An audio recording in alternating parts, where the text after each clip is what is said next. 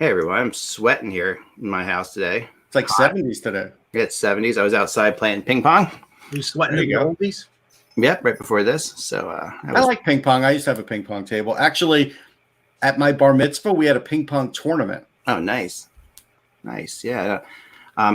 We have an outdoor ping pong table. It's kind of cool. So Nice. it's beautiful this time. Now, just started to get good. And we have our backyard, we have a playground back there essentially. I was never good at ping pong other than that, because everybody wants to play ping pong like they do in the Olympics, or these guys are firing at like 5,000. I don't do it that way. Right. But I was good at that, the long lob shot where you just and it hits the line right at the edge of the table, and it almost it's impossible to if it hits too much of it, then the guy's got a nice gimme for a smash winner. But that's the only way I'm slamming it, if it's a gimme. Otherwise, I like a nice volley. I used to have like a killer serve. Well, sure, once in a while I'm going to serve to try and get the point, but I like having a good volley. Like, what's the point if it's not? Yeah, I mean, I'm just teaching my kids how to do it. So they've been outside playing, and I played for a while. Our church youth group when I was a kid had like a ping pong tournament, so I play a lot. But it's next to the rink outside, actually. So the rink's still out there. The rink is out there. We go out there and shoot on the rink too with the synthetic ice a lot. And are the foxes watching? The foxes are, they are nocturnal animals. So for the most part, during the day, they're not. They're sleeping underneath there. I think they've got used to us being above them, so they don't really seem to care. First couple times I went on the rink, they would run out. Nice. But now I think they just stay under there. I think they're okay. But if we set up the GoPro cameras, and like right at dusk and dawn, you'll always see like the mother fox. This year there's 3 babies, a mother and a father. The father fox is huge. Last year there were 2 babies. So they come back in the same place, but there's 3 babies, and then you'll see like the mother fox and the father fox around dusk, like sneak under. They dug this little pathway under the fence, which I can cover. Have you named the foxes? No. But they go into there. Call one of them Michael J. I know I should call them. I was thinking like hockey players that were named Fox. Oh yeah, like Adam and like Adam Fox, right? It's like wasn't there a Steve Fox? I think. Funky Cold Zadina says that you should play Fox on the Run. There you go, perfect. I know they come on. It's really interesting. So like right around dusk, we put a GoPro camera out there, so we can we'll have it filmed for like 12 hours, starting like 6 o'clock at night till 6 in the morning, and you'll see a lot the foxes do a lot during the night. And there's always like the mother and father coming running in with like a rabbit or whatever, like they kill a rabbit, they feed to their kids. Kingdom out there, that's what they do. They just bring the rabbit back to dinner. I have a rabbit. I don't want to think about it. No, it's just all I'm going to switch it up. Let's talk a little bit about Tom Brady. A couple weeks ago, he did an He did an NFL conference call with the media, and it was just, first is welcome to Tampa. And the one question he wouldn't answer was, when did he know he was going to leave New England? Now, this is my problem with Tom Brady, because I told Mike I felt he was leaving the whole time, and I cited why. Now, Tom Brady left it up in the air all winter, left his fans hanging up in the air all winter, didn't answer the question in the conference call, but then decides to tell Howard Stern, I knew before the season last year I was going to leave. And my problem with Brady is this. He is never honest unless he could market himself. Yeah. And to me, to leave the fans that way was ridiculous. Like he at least owed the fans an explanation. If you don't want to tell the media, then put it on Instagram. But I think this is a really low way of doing it. And to be honest, he did it for the ratings. Now, I get it. Everybody's in a world where you want to market yourself. But this is somebody who was with the team his entire career. He's probably going to play 1 year in Tampa, maybe 2, and be done. Right. And he basically didn't have the guts to tell his fans, I knew at the end, before the season started last year, I was leaving. And I think that's lousy. Well, my question is, and we'll never know this because it's only in his mind, or maybe his agent knows, is he actually telling the truth? And I don't think he is. I think it's convenient to say, I knew it was my last year in New England, because now it's like, okay, you don't know whether that was like his decision, or whether that was because the Patriots had let him know that they weren't interested in him after this year. I mean, you don't really know. They were. Actually, Kraft kept saying he wanted to sign him, so that part wasn't the case. But he came out and said, he hated the question about is it Belichick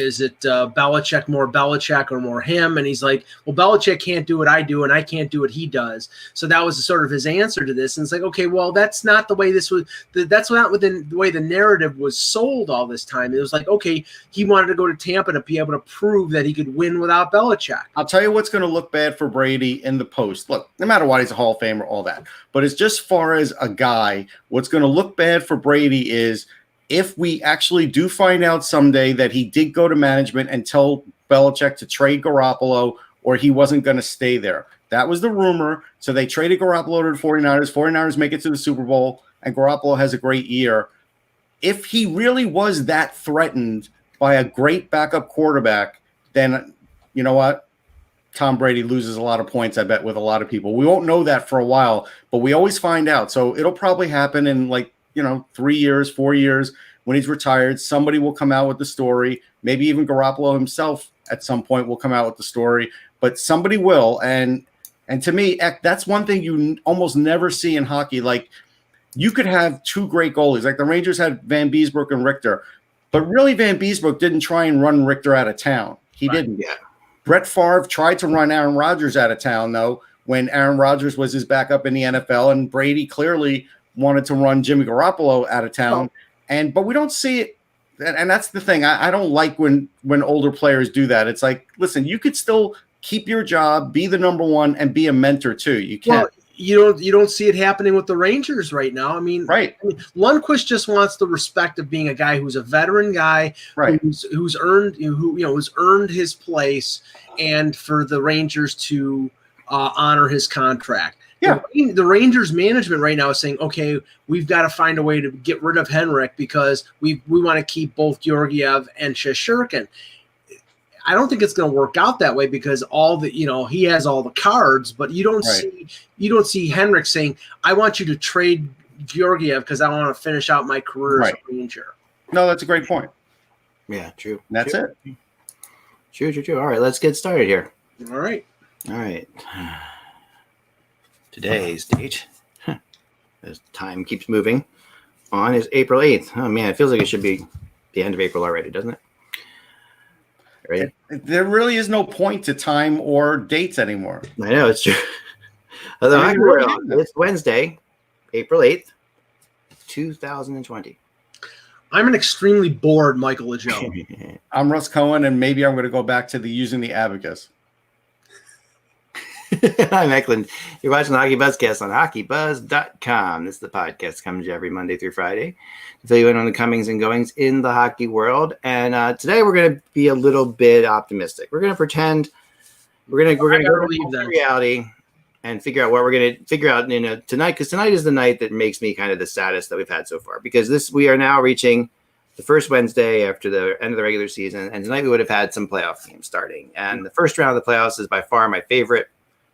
2 weeks in all of hockey, it's like that in all of sports, that's up there. The first round, the first couple of days of the NCAA tournament, they're just fun things. Well, that's the thing, Eck. I would have been there because my book was releasing at the time that the Frozen Four was starting the day before, and I was supposed to be in Detroit and actually release the book, and I'm not. So I would have missed, they picked the games in Pittsburgh, but I would have caught the games in Philly. And this isn't my favorite time of the year either, obviously. Yeah, no, it's tough. And then, with your book and everything, it's, but I love this, usually love it. So yesterday the NHL came out and, basically, Bevan's sort of admitting that, the regular season's probably not going to happen for the most, it would be really hard for it to happen, which I think everybody knew. But I talked to an owner last night, and I also talked to an NHL guy, source who was really interesting character, and there was more optimism than I thought about the playoffs. Like the playoffs, they really still have a high regard for the possibility of playoffs happening. And so we discussed how could this happen. Basically the big thing is if you're going to have just the playoffs. Can we at least all agree now that Gary Bettman has finally revealed pretty much that the regular season's dead? That we've said that from the very beginning. Like can we all at least acknowledge the regular season is never coming back? Did he say? Because I mean, he did an interview with Mike Tirico yesterday, and it still sounded like, you know, in a perfect world they would like to finish the regular season. But he already said it's not looking great on some other interview. Yeah, I mean, he has said really that, you know, that, I mean, and the word around the league, you know, is that that would be, you know, a miracle. And at this point, now that it looks like, you know, that this whole extension of you know, that the government's going to make this till the end of May, you know, instead of the end of April. I mean, that's like the end of May is like that's the thing. I mean, if it's end of April, then they could have thought something. It's possible. But if it goes to the end of May, starting the regular season up again in June doesn't really make a whole lot of sense for them. So, which does eliminate some problems because now there's some teams you don't have to worry about anymore. Right. But that also does create some problems because of the closeness of the playoff races and where they are.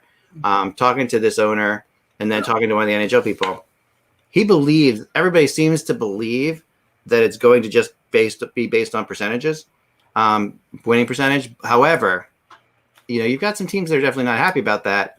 And there is another thought that I'll be talking about tomorrow because I'm getting more information about it tonight from him. Right. But we'll talk about tomorrow the other way they could possibly do it. And it's, you know, it's along the lines of stuff we've heard before, but I think it's a little different. We'll get into that tomorrow. But let's just assume for now, when we're talking about the playoffs and we're going to live in our happy alternate reality, that the playoffs are going to be based on winning percentage. Okay, so here's the matchups and the winning percentage. So I'm going to start doing predictions. And tonight, I'm going to say there's going to be 3 games tonight that would go on in their alternate reality. I would think you would have Philly and Pittsburgh tonight because they always start with Crosby on the Wednesday nights, generally in the beginning of the playoffs. And Philly, and so they love rivalries on Wednesday nights. So Philly Pittsburgh's kind of a no-brainer to start the playoffs with. It's a great matchup. It's one of their best rated matchups. So they would have Philly Pittsburgh tonight. I think they would also have Toronto and Tampa tonight because that's the big, you know, East Coast CBC game. So I think it would be Toronto, Tampa, Philly, Pittsburgh. And then I was guessing there's usually, like, for some reason, 3 games on the opening night. It's weird, you know. It's usually not as many as you know. Instead of 4 and 4, it's usually like 3 and 5 or something like that. Right. See, the only argument I would make that they would probably go Toronto, Tampa on Thursday because they would have game 2 on Saturday. They always want Toronto on a Saturday. They could actually do it tonight, and then they could even do the wait out thing where they wait a couple days type. They could do that, but they probably would put them on Saturday for the Hockey Night in Canada. You would think they would. Yeah, so that's a good point. I think the late game tonight would be Edmonton and Vancouver, which is how it works out percentage-wise. Vancouver passes Calgary and into the final spot by like a very few small percentage points. Vancouver ends up coming in 3rd in the division. So let me ask a basic question, because with that late game, does that change it for any of us that we automatically, because we miss hockey so much, we would be able to stay awake for the complete game without any trouble? I'm not sure of that. I still think we revert back to our old ways and we may fall asleep like in the middle of the second period. Like I think I built up enough rest over the last 6 weeks. You think you have, but I have. Believe me. I don't know. Eck, what do you think? I think we'd be the same. I think we were. I'm pretty good for the what I've found historically is for the first couple nights of the playoffs, I make it through those late games, but I do tend to crash. You get worn down, yeah. But I'll definitely, because of the excitement of the first night of the playoffs, I'm always watching everything pretty much to the end, or at least trying to. And I think the late game, because they would want a Hockey Night in Canada doubleheader, would be Edmonton, Vancouver. So that would be the 3 games tonight, which leaves us with 4 games tomorrow or 5 games tomorrow. Unless they, of course, didn't start another game until sometimes they don't start until Friday, but that would be a scheduling issue. But I'm just trying to live in alternate reality. So I'm going to have 5 games tomorrow night. The 5 games tomorrow night would be Boston and the Islanders. That would be percentage wise. The Islanders actually pass Columbus. So that percentage wise, the Islanders are in, Columbus are out. That's a tough thing for the Columbus, obviously, but there's got to be tough decisions. You're illustrating here why it will not be a 16-team playoff. It's possible.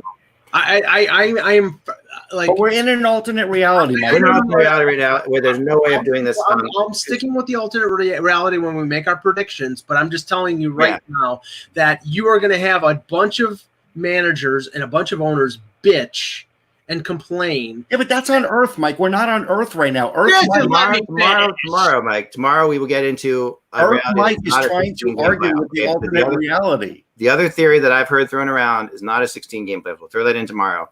But I still feel that this is the most likely one. You got to mute from talking to people. I could be wrong, but that's what I think. So here we have so we have Boston will play the Islanders, Washington, Carolina. That's tomorrow night. And then in the West, you've got 3 games: St. Louis, Calgary. St. Louis, Calgary is a fun one because remember the great St. Louis, Calgary matchups of the past in the playoffs. We haven't had one for a long time, but are you folks done? They're all coming back to me. Okay, sorry. Oh man. Well, this Colorado plays Dallas, and then in my mind, the most fun series ever to cover in the Stanley Cup playoffs, which would be Vegas and Nashville. So, those are the other playoff. That would be the one I worry about the least, honestly. Funky Cold Zadina with a good comment here. Alternate reality: Tang becomes the official drink of the NHL. Actually, alternate reality is that's not a gray shirt. I'll give it to you. Where you get Coke or Pepsi in the press box, only Tang. Only Tang. We got Pepsi for years. Finally, last year we had Coke in the playoffs. And I think we would finally see like Swedish Fish on the ice, and they would just get it over with already. And big advertiser. Burners. No. So 1986. Funky's right. Calgary, St. Louis. Man, that was a hell of a series. If you remember, I don't know if you remember. I think that was a conference finals. And it's one of the best series it was like overtime every game and crazy. I was not getting those games back then. Crazy fun stuff back then. I think I got a knock on Hockey Night in Canada because obviously Calgary.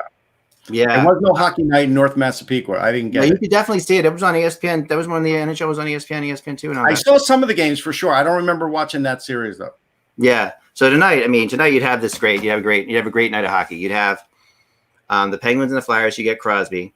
You get Malkin. Of course, you get Stamkos and Tavares and Matthews. And then for the late game, you get McDavid and Elias Pettersson. I mean, really good star power tonight. In this alternate reality, are injuries that actually happen still in because excellent point, Mike. And I'm going to say no because. I'm gonna say that we're predicting right now and I thought about that. We're predicting now for the playoffs starting in July. So to me, everybody's healthy. Right. Stamkos is healthy if the series is in July, but right now, if the series had started right now, he would not be starting game 1. That's right. But you would think almost everybody. I think even Jake Getzel would be back by July. I would think. Yes. Okay. So there was talk about him after the Zucker deal. There was talk about Gensel being back at some point early in the playoffs. So let's go into the preview of the Pittsburgh Penguins and the Philadelphia Flyers. All right. The Flyers were the hottest team in hockey, if you remember, when this all came to an end. They won 9 in a row, and then they lost their final game before in what I call the before times. Right. They lost their final game then. To the Boston Bruins right before this was all shut down, where they went for 10 in a row and lost to the Bruins, who are obviously a very good team. But the Flyers had won 9 in a row. Of course, a worldwide pandemic knocked them off their streak. And the Penguins, going into the last 10. The pandemic didn't knock them off the street. The Bruins did. The Bruins did, right? But the pandemic stopped them being a hot team. The Penguins had gone 3-7 in the last 10 and were fighting a slew of injuries. So the injury thing is what is hard to take into account here because if we're starting in July, they'll be back. Those guys will be back. And it'll be fascinating to see, can you imagine players starting in July having to get in shape right for the playoffs? That's going to be, it's funny because there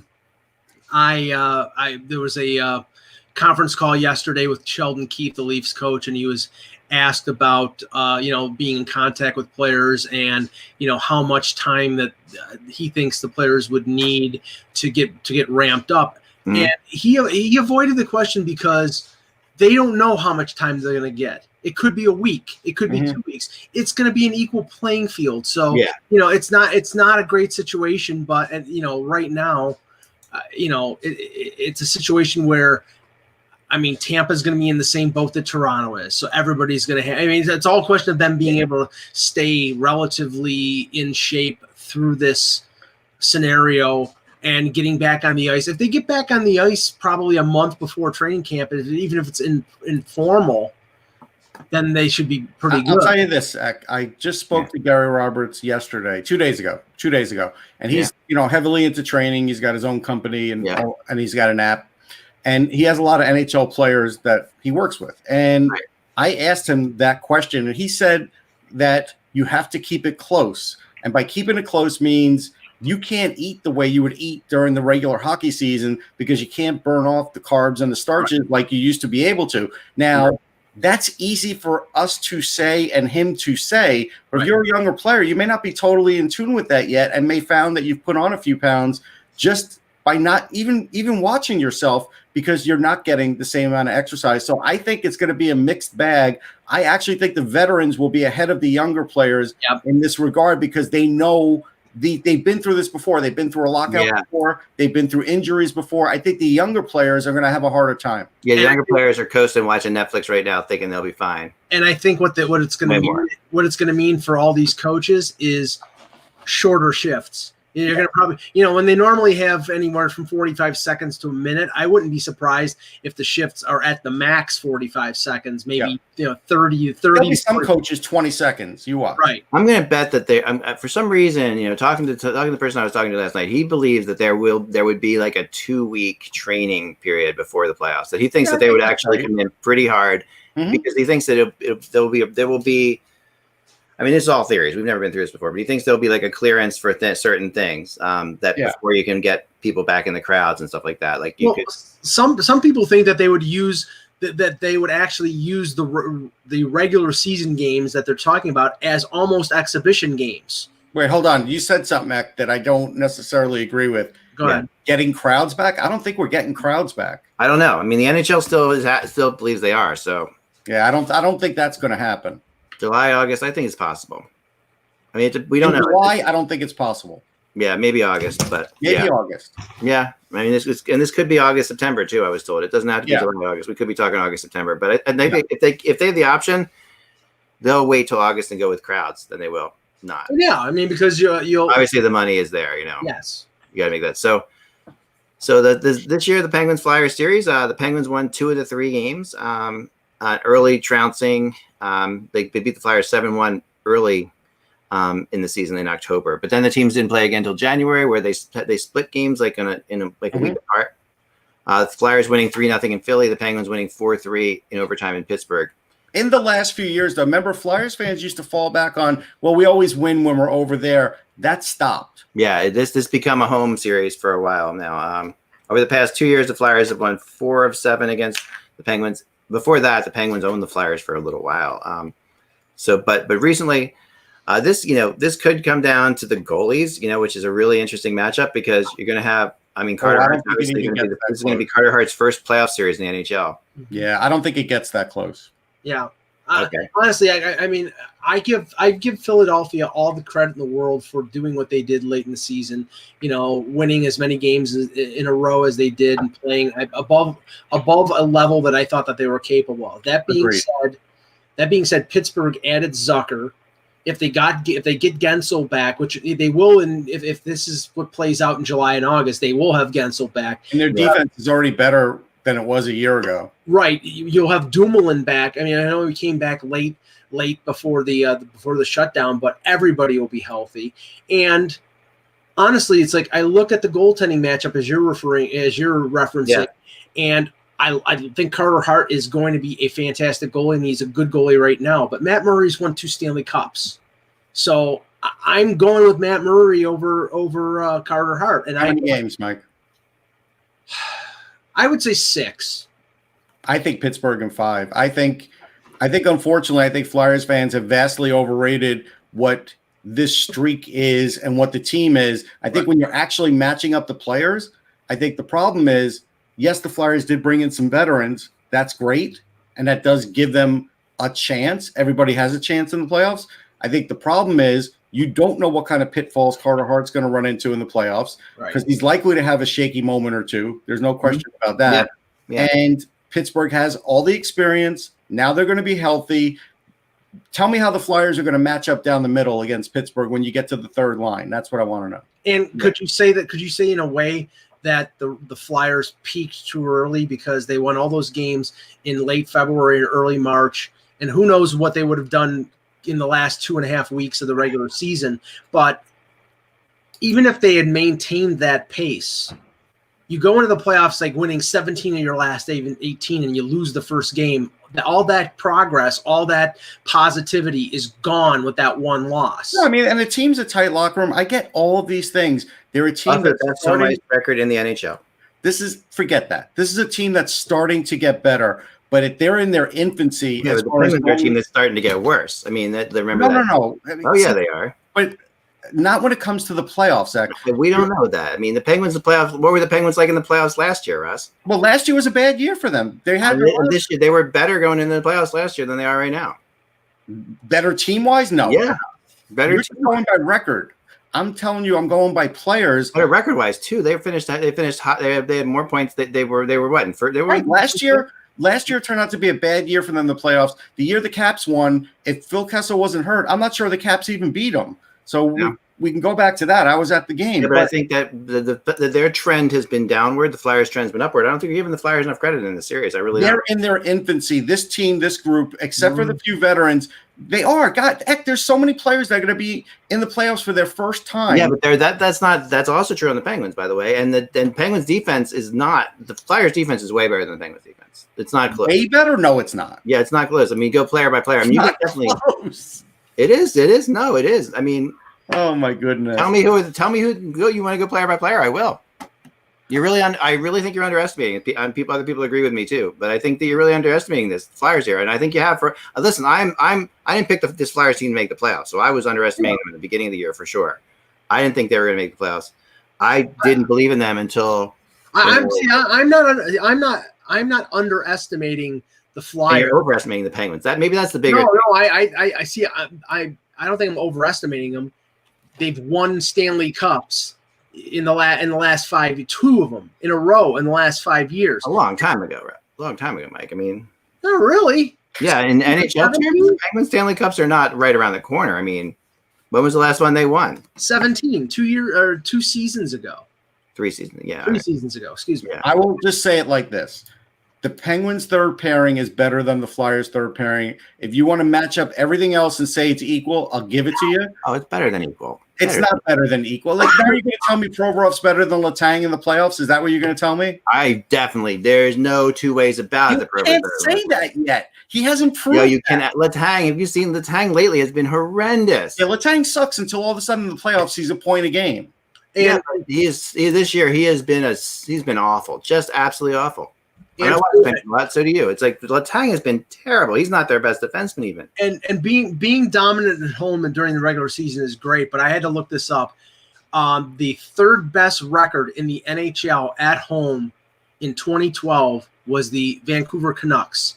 They got swept by the LA. Oh yeah, no, it happens for sure. But there's no question. I mean, and series like that will always happen. I mean, the Lightning lost. Lightning had an unbelievable record last year, got swept by Colorado. I mean, you can just that always will happen. But Pittsburgh, Philly has its own dynamic to it. Okay, I don't think the home ice matters as much as that's why I didn't make a big deal of it. But the Flyers are really good at home. But I would say that the dynamic between Pittsburgh and Philly, it's its own living entity. That it's one of those series that has its own thing to it. And the Flyers could be way better than the Penguins one year, and the Penguins would win. The Penguins would be way better than the Flyers one year, and the Flyers would win. It doesn't. We've seen that with this matchup, right? The reality is that they have their own thing. So I mean, I think the overestimating of the Penguins. I mean, the Penguins last year got swept in the playoffs, and this year have been. Yeah, last year was a bad year. All over the map this year. They haven't been good at times. They've been terrible. Crosby has gone what was Crosby 9 games out of a point at one point? All of a sudden the playoffs are going to start, and you think Crosby's not going to be a factor? Oh, I think. I'm sorry. Yes, Columbus, not Colorado. I'm sorry. Columbus swept Tampa, obviously not Colorado. I apologize. Yeah, no, I mean, okay. I agree. I know. Listen. I'm not saying Crosby won't be great. Crosby is still one of my maybe the best player in the NHL. But at the end of the day, what's Claude Giroux going to do in the playoffs, Zach? Now, Claude Giroux is not the key on this Flyers. Let me still is very much the big guy on the Penguins. Let me ask you this question: you're going to match up Couturier against Malkin because traditionally he is able to shut him down or limit him. Okay, who are you going to match up against Crosby? Kevin Hayes. That's who it's going to be, and that's probably your loss right there. Yeah, I mean they to go through as it goes. I haven't looked line by line. If you try and match him up, third line center is going to be a problem against Pittsburgh. Right. Yeah. Derek Grant against. Yeah, Derek Grant would probably play a big role in this thing. Not a great. I'm not saying he's the greatest thing. I mean, these are things. I mean, this is why I really think this. And again, I've been around this Flyers team. I've been impressed with what they can do. I still think this group with Vigneault is in their infancy as they head into the playoffs. That's my feeling. Yeah, I mean, it would be Derek Grant against somebody like either Jared McCann or Nick Bukestad. Yeah, and that's not a great matchup. Because I think Derek Grant has had a good year, but I think he's a fourth line center, and I think Bukestad or McCann, whoever they use up the middle on that third line, is better. Now, does that mean that Philadelphia can't win? No. No, it doesn't mean that. Hot, then he's the great. This Flyers team have a better chance than last year's Islanders team had going in the playoffs against the Penguins. I can't. I would say yes. Like I would have said that this would be a better. This is going to be a better series. I can't say that because there's completely different dynamics with these teams. Like I can't say one way or the other, to be honest. I think a lot of the problem with the Flyers is that dynamic took a while to develop this year for that team.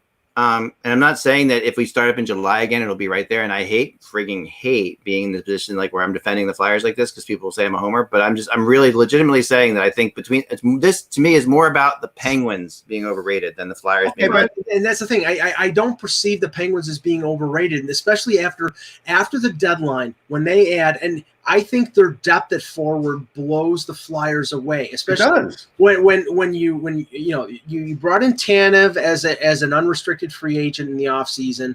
Rust was healthy, Hornquist was healthy. Then you add Connor Sheary, who won 2 Stanley Cups with the Penguins a few years ago. You had Patrick Marleau, and you Ashton Reese would probably be healthy at that point. He'll be healthy. Yeah, I mean, you added veteran guys. I tell you the biggest problem. To me, the biggest problem with the Flyers is if Phil Myers doesn't have a great playoffs, their third pairing is going to be bad. It's going to be bad. Yeah, their third pairing is. I mean, both teams' third pairings are. Neither team's is great, but the Penguins have at least a veteran third pairing compared to the Flyers. Now, if they use Marino on the veteran second pairing, but if they use Marino on the third pairing, then that's a big offensive boost for the Penguins because he's having a great offensive year, and he came, out of college. Yeah, so, I doubt they would. But he's 23 years old. He's not a kid. Yeah, I mean, they would have Dumoulin and Marino healthy in the playoffs. So you're talking Dumoulin, Marino, Letang, Schultz, Marcus Peterson, and your choice of Jack Johnson or Ruido or Ricola as your sixth defenseman. That's pretty good. More depth. It's pretty good. I mean, it's pretty good. It's not. It's not great. It's no different than the Flyers. The Flyers' fifth and sixth defensemen are also equally in that world. I mean, they're in that same boat too. Okay. So I like I said, I think Penguins in 6. Russ, you said Penguins in 5. Yeah. I have Flyers in 7. And I flat out say it's a coin toss, but I do, and I really don't think. I think it could go either way.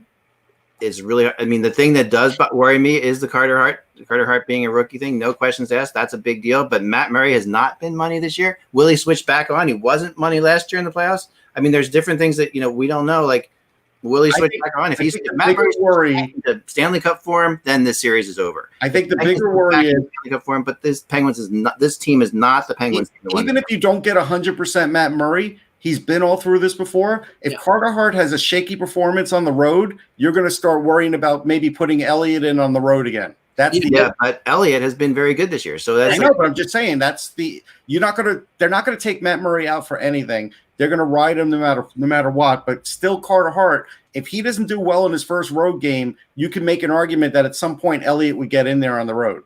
Matt Murray was struggling, but as the season came to a halt, he was one of the hotter goalies in the league, so he had straightened himself out. He had, but like we're going from scratch here. Like it's such a hard thing to predict what's going to happen. Like it is like the Flyers 9-1 doesn't matter. The Penguins 3-7 doesn't matter. No, records don't matter. I agree with you. I'm going taking 4 months before we play again. So it's like I'm going with the veteran presence that group as a whole knows how to operate. They know how to play in the playoffs. The Flyers are just figuring it out because this is a new configuration for this team. But I'm also going to give you this and see. The other theory is this: we're taking how many months off? March, April, May, June. So say we're starting July. That's 4 months off. If we start in August, that's 5. All right, 5 months off. All those rookies that the Flyers have, are essentially second-year players. I mean, not experience-wise. Yeah. No, but they've had an off season. Like, to me, the whole thing is like you play, and then you have an off season to think about everything and work on stuff. But you didn't go through the playoffs mentally. That's the thing. I know playoffs are a different thing, but we do have to remember that like those guys are a little bit more experienced. Yeah, and we just said that younger players, that the older veterans might have more of an advantage going into a break of 3 or 4 months because they know what it's like to take care of themselves and be in shape as their careers go forward than rookies who are probably playing EA NHL 20 and eating hamburgers. I mean, no, I mean that's what I'm doing. So I'm with you. I mean, and he's a different player now. But remember, you're telling me you think Provorov will be better in the playoffs, and he's got 3 points in 6 games and was a -6. He's not going to be a -6, but he's also not going to be a point per game in the playoffs either. And Letang still might be. He might be, but Provorov's a way better defensive player than Letang. Sure, so like, but it doesn't matter. They make it doesn't matter. No, it matters a total lot when you're playing against the Pittsburgh Penguins. I mean, the Flyers' offense is not a shabby offense either. This offense has put a lot of points up on the board as well. I mean, let's very powerful. What should be high scoring? It should be a high scoring series. Let's look at the other series. All right. Yeah. Well, this is a good debate, and I appreciate the debate. But hopefully, I really hope we get a chance to see it because I think it would be exciting. Then we're going to go on to Toronto and Tampa. Yep. I'm going to give my prediction a little bit later, but I'll tell you in my blog. But I'm going to give you an idea. But I'll probably do it here. I'll just do it here. All right. So the Toronto and Tampa. These are this is interesting. This year, the Leafs won 2 of 3 against Tampa. Right. The latest 2. They won 4-3 on February 25th, and then on March 10th won 2-1. That famous game which they pulled out of their butts after losing that horrible game at home against the Zamboni driver. The next game they came out and they beat Tampa. I needed to be reminded about that. But but beating Tampa after that game was pretty damn impressive. Well, it wasn't right. I don't think it was right after. No, it was like the next game. It was Tuesday, March 10th, and that one was Saturday. So this was definitely it. It was the following game. I'm pretty darn sure of that. No. The David Ayres game was the Saturday before the trade deadline. It was February 22nd. Oh, okay. But this is they beat Tampa twice after that. The one game they beat the February 25th. That's what I'm thinking of. That's the game. Yes. They beat them right after that on Tuesday, February 25th, and then they beat them Tuesday, March 10th. So it was right after that they beat Tampa. Right, but not the 2-1 game. The 4-3 game in Tampa. That's what even made it more impressive. Right. They go to Tampa after that game and win. Right. Which is part and parcel of the complete roller coaster inconsistency. Which is the definition of a young team, right? Like that they're either great or terrible to me is always like a young team has like these great or terrible moments. Yeah. Toronto's shown both of them this year over and over again. Mm-hmm. So over the last 2 years, the Leafs have won 3. The Lightning have won 4. It's been close, but the Lightning have had put up some big numbers on Toronto a couple times. Oh yeah, as far as goals go, because they've outscored them 26-17 in those 7 games. Tampa has. Obviously, Tampa last year was pretty amazing and didn't lose to many teams. The interesting thing about this, though, of the 3 games over the last 2 years that the Leafs have won, 2 of them have been in Tampa, which is kind of fascinating to me. Mm-hmm. So let's go through this. Basically, when you're looking at this, another interesting dynamic about the playoffs is, and we didn't talk about this with the Penguins series, like the Penguins coming off of being swept in the playoffs last year does bode well for them, because usually a team that's been beaten up in the playoffs like that comes back with like a real grudge, and the Flyers not making the playoffs this year could just be happy to be there.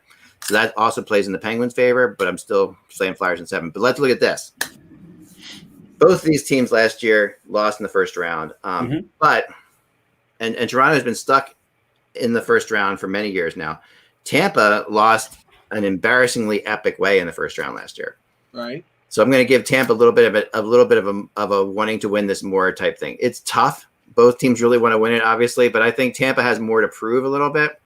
If Tampa loses again in the first round, John Cooper's fired. John Cooper's fired, and it's a friggin' absolute disaster, right? Well, this is the thing. I think that, I mean, if we'd started the playoffs now, the loss of Stamkos and the absence of Stamkos would have been a big factor in who wins this series. Now, he may have been back by the end of the series, but since we're playing in the alternate universe, meaning that the series plays in July or August. Yeah, we're pretending it's July right now, and we're talking about this. He's going to be back. Right. You had a number of other sort of lingering injuries with Tampa that all these players are going to be back. Hedman, I think, had a lingering injury. He'll be 100%. So. And Toronto, they got Riley back. They'll get everybody except Andreas Janssen back, so they'll be completely healthy as well. Right. The issue here is, yes, motivation. I think the Leafs would rather play Tampa than Boston because they just don't match up well with Boston. They'd rather play anybody than Boston at this point. Let's admit that.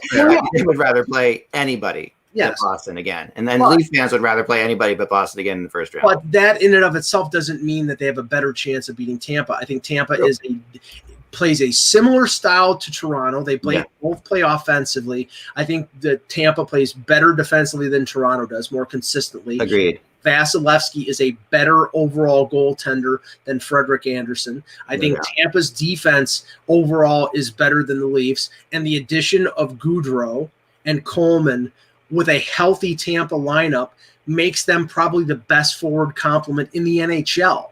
Yeah, so, I agree with that. Yeah, so I would love to see the Leafs break the schneid and win a series for the first time in 16 years.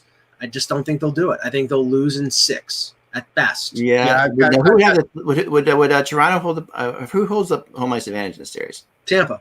Tampa does, right? Tampa does. Yeah. Okay. Cool. Yeah, I think I can go in Tampa in 6 also. I think they would be very physical. I think they would try and play semi-mistake-free hockey and take big chances every once in a while. And I don't think the Leafs defense is up to the task. And I'm sorry, Funky in the chat says Tampa is a regular season team. This is a team that went to the Cup in 2015? Yeah, they've been pretty good in the playoffs with the exception of last year. I mean, that was true last year. But if you didn't watch them, sorry. Go ahead. If you didn't watch them this year and think they didn't change from last year, then you're not watching. Yeah, no, they were in a Stanley Cup. They were in a playoff funk, in a Stanley Cup hangover without going to a Stanley Cup until December, and then they became the team that they were all of last year. Yeah, this is not a team. I mean, okay, if they're not motivated to prove things wrong after getting destroyed by a Columbus Blue Jackets team last year, then I question their heart, and I question the fact of whether John Cooper can get the most out of them. And I really do think if they lost in the first round, they would fire John Cooper. There's no question. Right, but fire John Cooper, and he would be hired before he could actually leave his house. Zach, I mean, look at all he would be hired immediately. Yeah, look at all the coaches that are out there. Look at all the coaches that are out there this upcoming. Yeah, but John Cooper would be the highest name on the list by far. I think John Cooper would get hired in Detroit in 3 seconds. Oh my God, in a millisecond. You're absolutely right. There's no two ways about it. Teams would fire coaches that they weren't expecting to hire John Cooper. That's the reality. He's that kind of coach, I can't help but agree with you. The one thing about this series that I think would be fascinating, Mike, you kind of nailed it all. We have to say you did that really surprisingly well on this one. I agree with everything you're saying for the most part. That's a nice backhanded compliment. Yes, I'm going to say I'm shocked at how accurate you were. But yeah, I think that you're right about everything you're saying. Obviously, the Maple Leafs, but I think that this is a. The only thing I think that would be interesting about this series would be you have 2 very delicate psyches. I think going into this, because Toronto's delicate in general. Toronto's a delicate psyche in the regular season, but Tampa's a delicate psyche in the playoffs. If Toronto was to say win the first 2 games in Tampa, or even win the first game in Tampa, until Tampa wins a playoff game, Tampa is going to be really nervous. I'll give you a psychological profile here. I think Tampa Bay is psychologically fearful on a game-by-game basis. When it's Toronto, it's a goal-by-goal basis because they could be up 2-1. They'll give up a bad goal, and then there'll be 3 goals after it, and the game is over with. This would be a hell of a fun series to watch because you'd have back and forth and back and forth and back and forth. There is another factor here, too. Yeah. Sheldon Keefe is AHL proven. He hasn't been through an NHL playoffs as a head coach. Sure. No question. And there could be a couple of moments where, he gets really tested. And I think we've seen some moments already where Sheldon Keefe looks like he is not experienced in the NHL yet. Like not in a bad way, but because I think he's just an incredible coach, but I think that it's just normal. Like he's run into some spots where he doesn't look like, I don't think he knew what to do in the game against the Zamboni driver. Like I don't think he knew how to react to that at the right time. I mean, it's a crazy situation, but I don't think he got his team together in the right way. Like I think that's fair to say. But I'll give you one glimmer of hope if you're a Leaf. Yeah. If you're coming into this cold after 4 months of being out of action, there's no excuse with Frederik Andersen not being rested.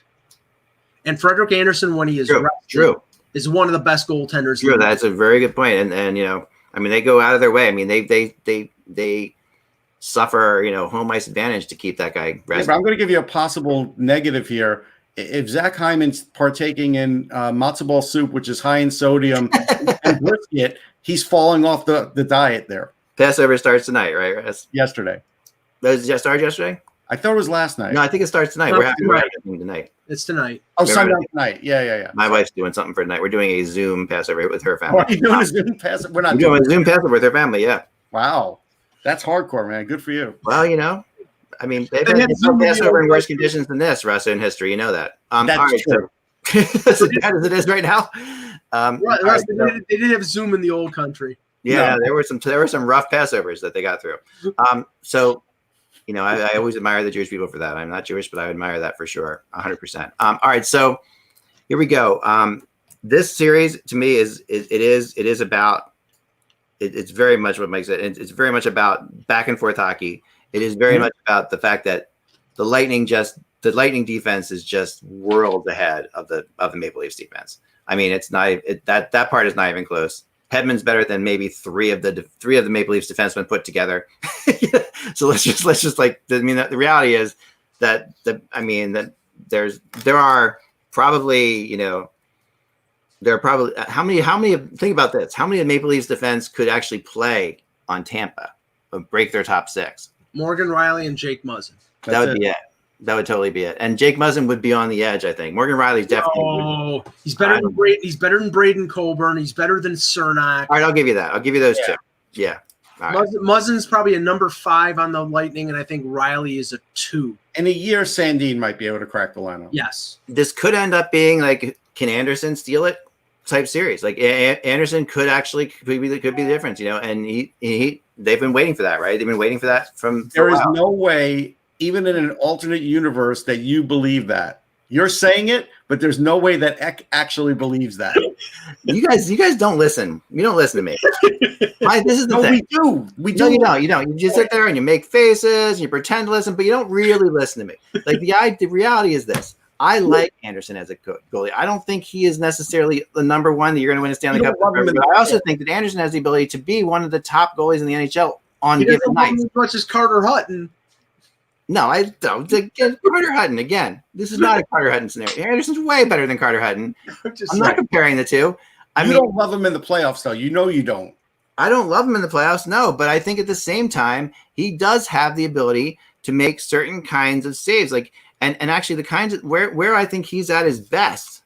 You know, where I think Craig Anderson at his best might be the kind of goals that the Lightning score a lot of. So actually, I think not Craig Anderson. Sorry. Yeah, Craig might actually win it. If he gets anyway, I do think that Anderson on the Leafs has the ability to steal games. I really do. I think there are times when he's fantastic. I don't know that he's the best goalie when it's tight. Back one. There you go. Going back. There's the crack in the armor right there. No, I do, but I think that he could steal a couple games, and if he steals a couple games that sends the Lightning's confidence down in the beginning of the series, this could be a series. Otherwise, this is Tampa. This is Tampa's series. It's just, and it's unfortunate for Toronto to have to face another fantastic team in the first round of the playoffs. Well, then change the friggin' playoff format until it does. Change it so that Toronto has a chance. All right, moving on to the final game tonight in our alternate reality, Edmonton, Vancouver. This is an interesting one because I like look back at the games. I watched the games. I watched the last two games, like highlights of the last two games that they played against each other. Who's the home team in this? It's Edmonton, right? Edmonton's the home team, for sure. That hasn't mattered this year. Like what has happened with these two teams is they played all 4 of their games. They played 2 in Edmonton, 2 in Vancouver. Each team won in each city. Mm-hmm. And the games were like on October 2nd. I think that sounds like opening night. Edmonton, Vancouver, October 2nd. Edmonton wins 3-2. November 30th. That's in Edmonton. Then back in Edmonton again on November 30th. Vancouver wins 5-2. December 1st in Vancouver, Edmonton wins 3-2. Monday, December 23rd in Vancouver, Vancouver wins 4-2. So you're looking at like really, can't get a lot from those games. You're looking at basically, you got to score more than 2 goals to win. Yeah, all those teams, everyone who scored 2 goals lost. But besides that, you're a really interesting series. I think it's a better series than people. Well, I think it's a better series. Go ahead. You guys can start. It will be a better series in July or August than it would be now, simply because Markstrom would have been out. Right. It would have been Thatcher Demko's not experienced. He's a good goaltender, but not but that would have been a tough task. Right. Now, I think Markstrom blows away the Koskinen or Mike Smith. I think he blows away either one of them. So I think Vancouver has a definite advantage in goal. Because Markstrom, agree with that. Markstrom, that's true at all. I think you guys are both wrong again. I think Markstrom was having almost a Vezina a year. No, Markstrom's very good, but to blow him away, I mean, Koskinen is an average goaltender. No, he's not. Oh, jeez. He's not. And Mike's no. I mean, I'll give him the advantage. I'll say Markstrom has the advantage. I'm not going to sit there and say that he's blowing them away. I mean, so let's assume Markstrom's healthy because we'll be by July. Who do you think's? I mean, I know you guys, didn't even think Edmonton would make the playoffs. So who's going to win this series? I would take the Canucks in 7. I think it's going to be it would be a wide open series. And I think wide open, you would think that wide open plays into the hands of Edmonton with Draisaitl and McDavid, but I actually think that Vancouver, with Besser healthy, with Toffoli, with Pettersson healthy, and with a defense that has Hughes that activates offensively, I think they will beat Edmonton. I'm going to pick Edmonton in 7 because I don't think it'll be wide open. I think Tippett will go back to his Dave Tippett ways. They could. And I think they get a little bit of an edge because even though McDavid was great this year, you could see his speed wasn't what it was 2 years ago with the knee problem that he had. Right. Now he's had this extra time off for the knee. That's really going to aid him, and I give them the advantage because of that. So I'm going to say Edmonton in 7. Well, the one negative to that, Russ, is that I don't think Edmonton has proved adequately that when they needed to play that shutdown defensive game that Tippett likes to play, or that Tippett did play in Arizona, and that they did it well enough to. They absolutely did it well enough, Mike. You're crazy. This is the whole debate we had about when McDavid went down. You said they were going to lose all these games, and they didn't. They had a great record. But they ended up playing teams that were just as hurt as they were. They lucked out at that. They shut them down. They shut those teams down. They were really good. They played some tough teams in there too, and they managed to they played 2-1 games. They played like Russ is saying, and Tippett had them playing that style. I think you can do it. I mean, the interesting thing about when you look at this these is like pork chop hill for Mike, though. That's the problem. The Oilers have played 71 games. The Canucks have played 69. But the goals against, they've both given up 217 goals. It's more like pick a charge, Russ. So they both gave up 217 goals this year, Edmonton and Vancouver. Edmonton played 2 more games, so that means Edmonton has a better goals against average than Vancouver. So you can sit there and say Mark's going to blow them away. No, they have better goals against, first of all. Secondly, Edmonton has scored 225 goals. Vancouver scored 228 goals. So the goals for and goals against are almost exactly the same. But of course, Vancouver played in 2 less games. So Vancouver actually has more goals scored per game than Edmonton does, which would surprise people, I think, as well. Because, I would think the opposite. I would think Vancouver would have let up less goals and Edmonton would have scored more goals, but it's exactly the opposite.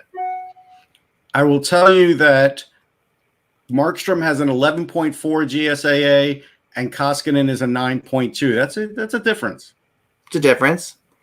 I do agree. What's Smith? Smith won't see the light of day. He's not playing, so it doesn't matter.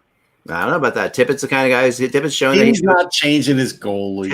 Tippett has had past playoff success. All right, hold on. You asked for Mike Smith. I'm telling you, it's a past playoff experience with Mike Smith. He would go to Mike Smith. If Koskinen was bad, he would go to Mike Smith. Well, yeah, and he is, so maybe it's possible. But Mike Smith had a 902 save percentage. Mike Smith is a minus 7.71 GSAA. Jesus. That's bad. Not very good. No, it's not very good. And the picture they have for him on Hockey Reference, he really needs a haircut. Wow. Is it a Calgary picture? I don't know, but he's got like, the hair looks like, you know how they have those hats where the hair comes with it and it's really extremely long? That's the kind of hair. He needs to cut the ends on that. Just saying. But he's -7. You're not putting in Mike Smith.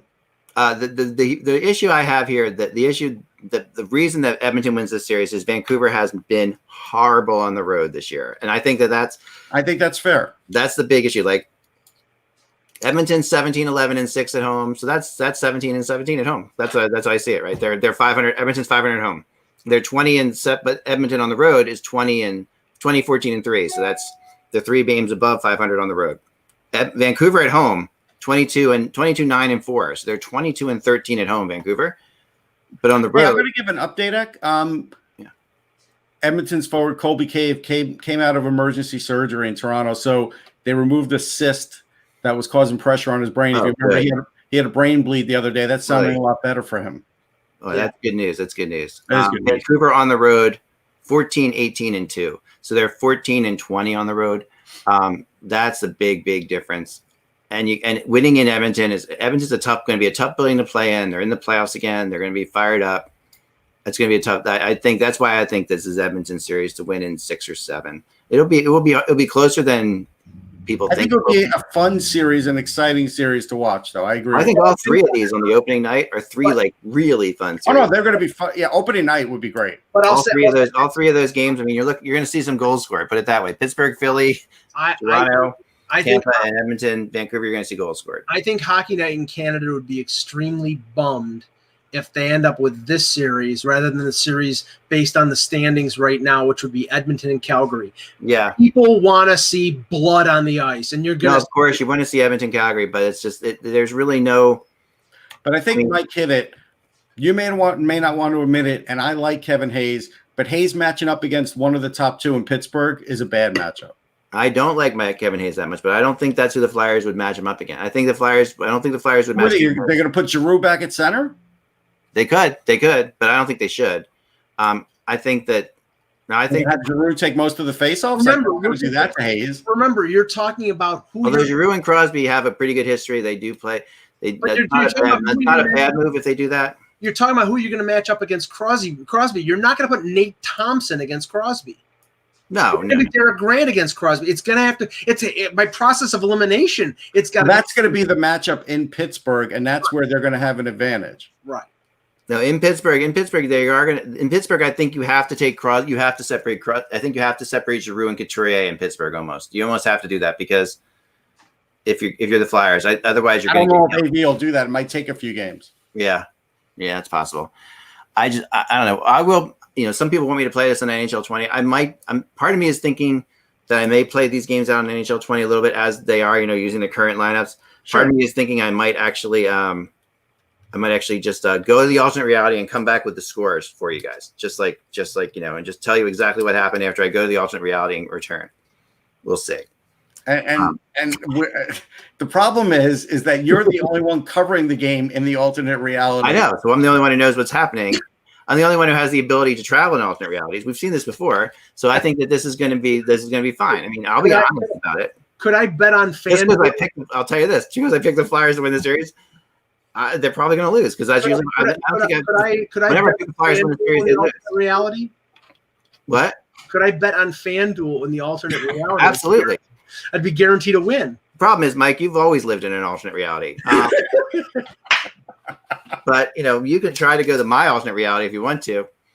But I want to poke a hole in. You always say it's only one person that always goes to the alternate reality. It's not true. Usually, somebody leaves that door open in the time capsule or the time traveling machine or the car, and somebody else.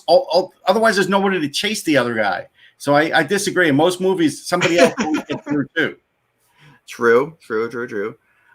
Funky asked, "Am I going to play? The Wings Hawks game? The Wings Hawks game is going to be tonight around 9:00. I'm going to stream it tonight. Yep. Okay, indeed, that's going to happen tonight. Yeah. I'll be busy tonight. In my alternate reality, I'm going on a date with Sarah McLachlan. So. There you go. I just watched her concert yesterday, the Silver Ball concert on video. Mirrorball, yeah. Mirrorball. That was a hell of a concert. That was around the time that I knew her pretty well, so it's pretty cool to like see her in that. And the interview afterwards. Have you seen the interview afterwards on that? Oh yeah. With the dog running around the back. Oh yeah. That's pretty fun. That's kind of like the interview after her is very much how I remember Sarah McLachlan. She has the most requested song for funerals. We all know pretty that. Real. No. Thanks, Russ. No. You know it's true. No. All right. So finally, 3:06. We got to get out of here. But I've been doing something that I did yesterday, and I unfortunately, guys, thanks for picking up the slack yesterday. I'm doing the number. This is day 27 of our great quarantine here. So I thought it'd be fun to try to go through and try to pick out who the best number 27 is in the NHL right now. And I because we've done before, we've done years ago. We did the numbers on this podcast. He's like years and years ago for all time, like the best all time number one, stuff like that. So yesterday was a battle that I wanted to get your opinion on because it came down to two that I think we will definitely disagree with. At least Mike and I will. It came down to Blake Wesley, or for number 26. For number 26, not Blake Wesley. Blake Wheeler. Blake Wesley. Oh, Lord. I didn't know where you were going with this. Blake Wheeler. Blake Wheeler versus Rasmus Dahlin as the two best number 26s in the NHL right now. And it would be Blake Wheeler. You're going to go with Wheeler. Russ is going to go with Wheeler. I went with Dahlin, of course. So there you go. Of course. It's potential, not right. Yeah, I think Dahlin. I like Wheeler a lot. 5 years from now, Dahlin will be better. 1 year from now, okay. No, 5 years from now. 5 years from now. Maybe Wheeler is like a top 15 player in the league. Dahlin is not quite there yet. I think I'm going to say that Dahlin is in the top 10 defensemen in the league right now. Not yet. Oh, I don't know. I mean, don't get me wrong. I think he's going to be great. I think he has shown some things right now that are really good. He's had some defensive lapses earlier this year. You could ask Buffalo reporters. He was not playing well. He was not playing defensively. No, I know he struggled earlier. He's certainly ahead on the point side. He's got 40 and 59, but when you're talking about like the top scoring defenseman in the league, he's not quite there yet. Right. Would you rather use better right now, Dahlin or Quinn Hughes? Quinn Hughes is better right now. Better right now? Right. This moment. But Dahlin, and Dahlin has a higher side to him though. Exactly. Yeah. All right, top 27, the top number 27s here. There's a bunch of them, but I'm going to go from number 5 to number 1. It's not John Kordick. No. Top 27s right now. Okay, top 27s right now. Here we go. Number 5, Ryan McDonough. Number 4, Nick Ehlers. Number 3, Shea Theodore. Number 2, Anders Lee. And number 1, Pietrangelo. Yeah. Okay, so Alex Pietrangelo, the best number 27 in the NHL right now. He is right now. I think I would put Ehlers. I mean, don't get me wrong. Theodore's having a good year. I think I'd put Ehlers ahead of Theodore. He is ahead of Theodore. We've been ahead of Theodore. Okay. Yeah, Theodore's, I mean, it's hard to say. I mean, Theodore's really good, but Ehlers, I mean, he's not elite, but he's very close to that. Okay, yeah.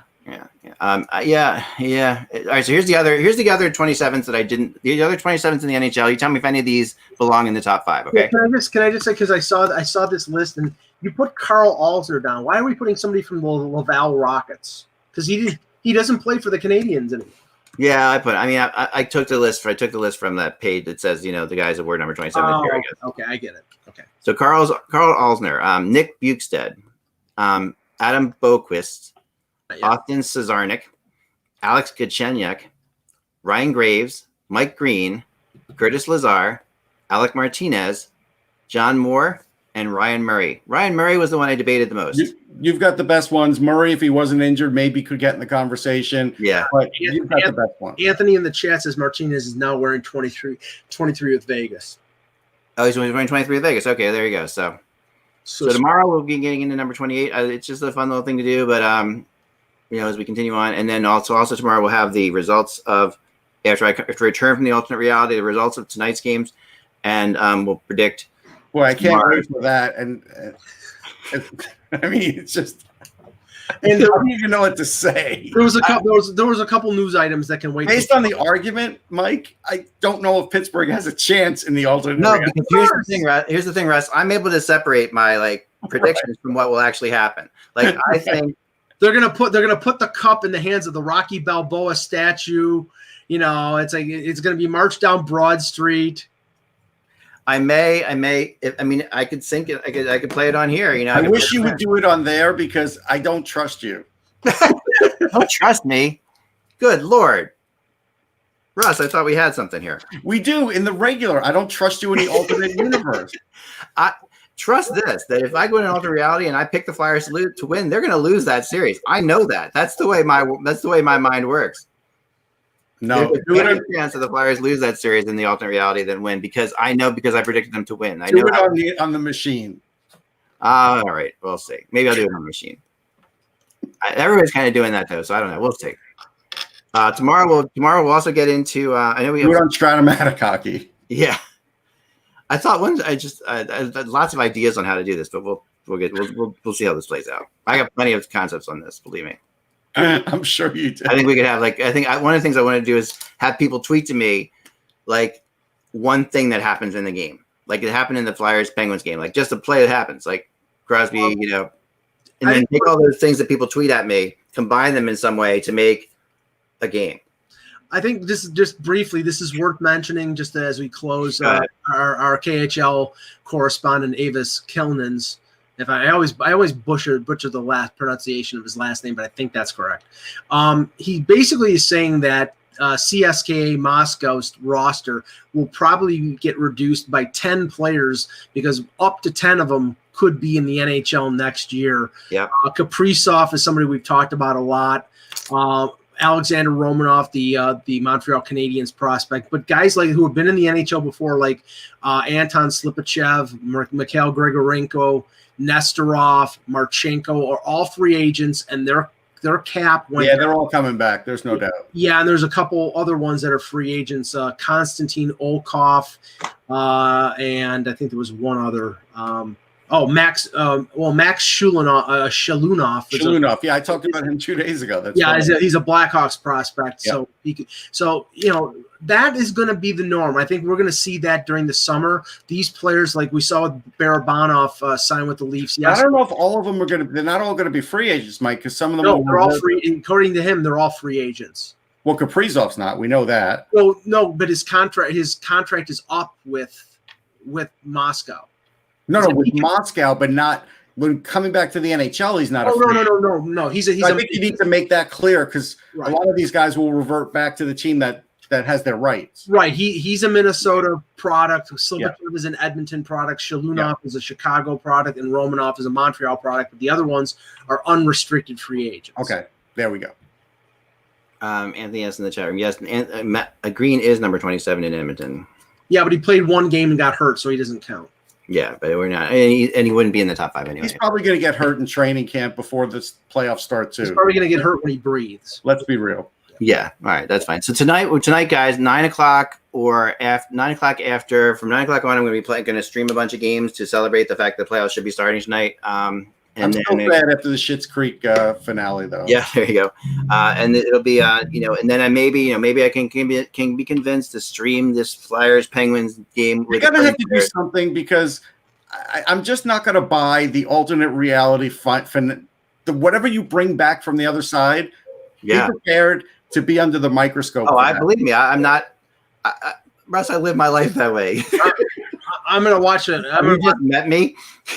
I'm gonna watch an episode of Be prepared to be under the microscope. Ugh. I'm gonna watch an episode of The Equalizer. Being prepared to be out of the microscope would be fantastic. At least if you do it in some other tangible way, there's be less debating. Yeah, no, I hear you. But I can't stop what happens in the alternate. I can't change what happens in the alternate reality. I got to come back and report exactly what happens there. I can't I got to be real. I'll take my trip there and travel there. I've got my survival tabs. I got these. These were sent to me. These are called survival tabs. What's in them? They are. If you eat 12 of these a day, you can just live on these alone. What's in them? I don't know. They look like this. I'll show you what they look like. No, but I'd like to know some ingredients. Like that. What's in them? All right, let's look at them. Let me see here. Hold on a second. I'll tell you what's in them. Mike, shut up. Let them do it. They have 240 calories each of them. 100% of your vitamin A, 20% of your calcium. They're They're basically just it's like eating 12 Mega Men from GNC. Okay, the survival tabs. I'll read you what it says on the back. All right. The survival tabs are meant to keep you alive and going in emergency survival situations. These tabs eliminate the need for food for storage in situations where you are lost, stranded, or trapped. 180 tablet bottle of delicious chewable tabs supplies a person with 15 days worth of survival food based on the recommended consumption of 12 tablets a day. So if I'm climbing Everest, I'm now bringing that gigantic thing with me. Oh, you don't have to bring the whole thing. It's 15 days. It's not going to take you 15 days. The survival tabs have an unopened shelf life of 25 years. Oh my God. Making them an excellent choice, to have around the house. Like, you never know. El Guapo says it's meth. Look, no. They're delicious. It 25 years too, but tastes like candy. They've got a lot of They've got 108 calories from fat, 240 calories in general. Honestly, if it tastes like candy, I would rather have candy. I'm imagining I need water because are they chewable? They're chewable. What do they taste like, Ek? They taste good. They taste like kind of like a big chocolate Smartie. Okay. I mean, they're not bad. I mean, we have. Are they made in the United States? I have 12 bottles of them. Yes. So why do you have 12? Is this your toilet paper? He drinks it down with Take a Boost. Instead of toilet paper, did you decide to hoard this stuff instead? Well, they're gluten free. Oh wow! That's when you're dying. Does it matter if it's gluten free? Well, it does if you can't eat gluten. I always prefer the gluten free cyanide. Right, here's the ingredients, Ross. Ready? Yeah. All right, the ingredients: non-fat dairy milk solids, sucrose. Sugar's the second ingredient. Yep. Vegetable oils, including sunflower and/or safflower oil, calcium phosphate, vitamin E, acetate, nitrous oxide, ferrous, emerate, natural artificial flavors, calcium, hydrochloride. Natural artificial flavors. Wait, hydrochloride? Yep. Pyridoxine hydrochloride. It says. Yeah, this sounds really healthy. Riboflavin. Riboflavin, yeah. Vitamin A, palmiate, vitamin D, folic acid, potassium iodide, and this could choke a horse. Anacamine. So basically, if I'm a vegan, I'm going to die because I'm not going to. The survival tabs are life-sustaining and nutritional food source. These tabs are ideal in emergency disaster preparedness kits for situations such as earthquakes, floods, hurricanes, or tornadoes. In most emergency situations, some food will be available, but the survival tabs provide the margin of survival necessary to sustain oneself in dire circumstances. They can be stored in your home. While developing the survival tabs for the early space program, the object was to create. So you drank these with Tang. There you go. The best possible nutrition in the smallest possible volume, with 240 calories per volume and 100% of your USRDA of 15 essential vitamins and minerals. That goal was accomplished. I can't wait for you to line up the kids and just put one of those pills in front of them and say, "Here you go, kids. Here's breakfast." Yep. 12 of them a day. So every 2 hours you come back for your tablet. Okay, on that note. Remember, without the but.